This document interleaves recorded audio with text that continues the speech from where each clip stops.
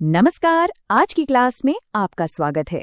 जब भी हम भारत के संविधान के बारे में सोचते हैं तो एक नाम सबसे पहले हमारे जहन में आता है, डॉक्टर भीमराव रामजी अंबेडकर, जिन्हें हम सब प्यार से बाबा साहिब भी कहते हैं।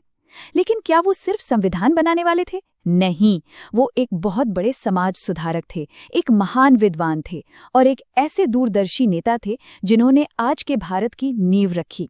तो चलिए आज उनके इस असाधारण जीवन के सफर को करीब से समझते हैं।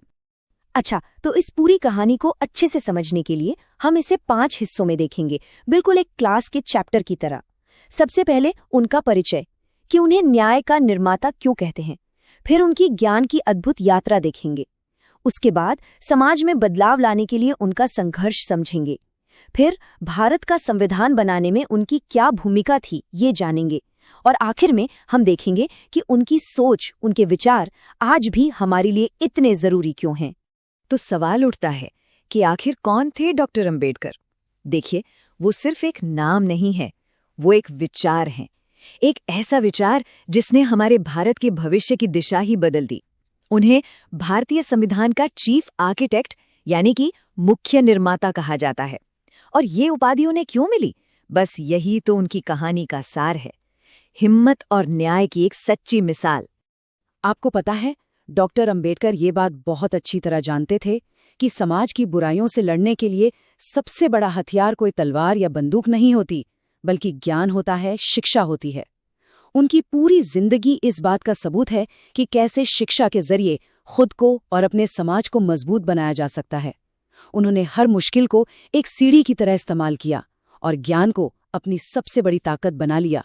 जरा उनकी पढ़ाई के सफर पर एक नजर डालिए। भारत में स्कूल और कॉलेज की पढ़ाई पूरी करने के बाद भी उनकी ज्ञान की भूख शांत नहीं हुई और यही भूख उन्हें दुनिया की कुछ सबसे बेहतरीन यूनिवर्सिटीज तक ले गई। पहले वो गए अमेरिका की कोलंबिया यूनिवर्सिटी और फिर लंदन स्कूल ऑफ इकोनॉमिक्स। सोच कर देखिए, उन्होंने इकोनॉमिक्स में एमए और डीएससी यानी डॉक्टर ऑफ साइंस जैसी सबसे ऊंची डिग्रियां हासिल की।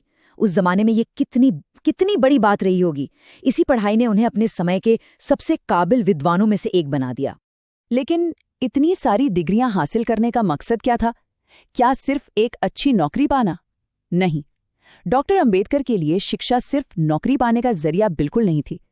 ये तो एक हथियार था, समाज में एक बड़ी क्रांति लाने का हथियार।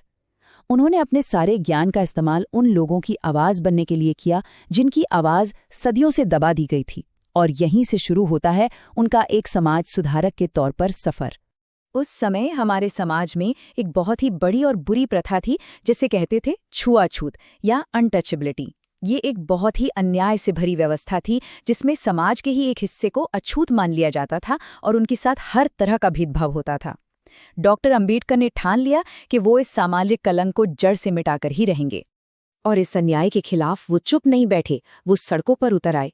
सोचिए, महाड़ सत्याग्रह सिर्फ पानी के लिए एक लड़ाई नहीं थी, ये इस विचार की लड़ाई थी कि पानी जैसे कुदरती संसाधनों पर सबका बराबर का हक है। कालाराम मंदिर प्रवेश आंदोलन सिर्फ पूजा करने के लिए नहीं था, ये सम्मान और समानता के अधिकार के लिए था। फिर पूना पैक्ट के जरिए उन्होंने ये पक्का किया कि दबे कुचले वर्गों की आवाज देश की राजनीति में भी सुनी जाए। उनकी लड़ाई सिर्फ एक समुदाय के लिए नहीं थी, बल्कि हर शोषित व्यक्ति और खासकर महिलाओं के अधिकारों के लिए भी थी। उनका एक बहुत ही मशहूर कथन है, we must stand on our own feet and fight for our rights as human beings. अगर इसे हम सरल हिंदी में समझें तो इसका मतलब है हमें अपने पैरों पर खुद खड़ा होना चाहिए और एक इंसान होने के नाते अपने अधिकारों के लिए लड़ना चाहिए। ये एक लाइन ही हमें सिखाती है कि हमें आत्मनिर्भर बनना है और अपने हक के लिए आवाज उठानी है। चलिए अब हम आते हैं डॉक्टर अंबेडकर के जीवन के सबसे बड़े और सबसे जरूरी काम पर, भारत के संविधान का निर्माण। ये किसी छोटे मोटे काम जैसा नहीं था, ये तो एक नए आजाद भारत की नींव रखने जैसा था। एक ऐसी नियम पुस्तिका बनाना जो आने वाले समय में पूरे देश को एक साथ लेकर चलेगी। तो ये संविधान या कॉन्स्टिट्यूशन आखिर होता क्या है? इसे ना आप एक स्कूल की रूल बुक की तरह समझिए। जैसे स्कूल के नियम ये तय करते हैं कि सभी स्टूडेंट्स के साथ बराबरी का और अच्छा व्यवहार हो, ठीक उसी तरह देश का संविधान ये पक्का करता है कि सरकार अपनी मनमानी न करे और देश के हर नागरिक को उसके अधिकार मिले। ये हमारे देश का सबसे बड़ा कानून है। और हाँ, इतना बड़ा और जरूरी संविधान बनाना कोई आसान काम तो था नहीं। इसके लिए डॉक्टर अंबेडकर की अध्यक्षता में एक ड्राफ्टिंग कमेटी बनाई गई। इस समिति ने करीब 3 साल तक दिन रात मेहनत की। संविधान के हर एक नियम पर, हर एक आर्टिकल पर घंटों तक बहस हुई, चर्चा हुई। दुनिया के सबसे अच्छे संविधानों से अच्छी अच्छी बातें ली गईं और तब जाकर भारत का संविधान तैयार हुआ, जिसे 26 नवंबर 1949 को हमारे देश ने अपनाया। तो डॉक्टर अंबेडकर हमारे लिए क्या छोड़कर गए?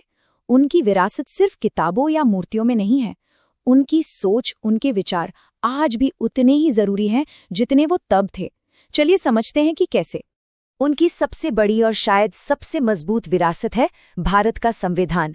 75 से भी ज्यादा साल हो गए हैं और उनके नेतृत्व में बना ये संविधान आज भी भारतीय लोकतंत्र की सबसे मजबूत नींव है। ये आज भी हमारे देश को रास्ता दिखाता है और करोड़ों लोगों के अधिकारों की रक्षा करता है। तो चलिए एक बार जल्दी से दोहरा लेते हैं कि आज हमने क्या क्या सीखा। पहली बात, हमने देखा कि डॉक्टर अंबेडकर शिक्षा को सशक्तिकरण की कुंजी मानते थे। दूसरी, उन्होंने छुआछूत जैसे सामाजिक अन्याय के खिलाफ एक लंबी लड़ाई लड़ी।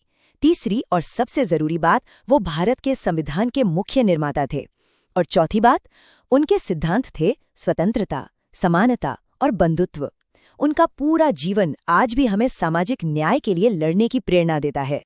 और अब जाते जाते एक सवाल आप सबके लिए।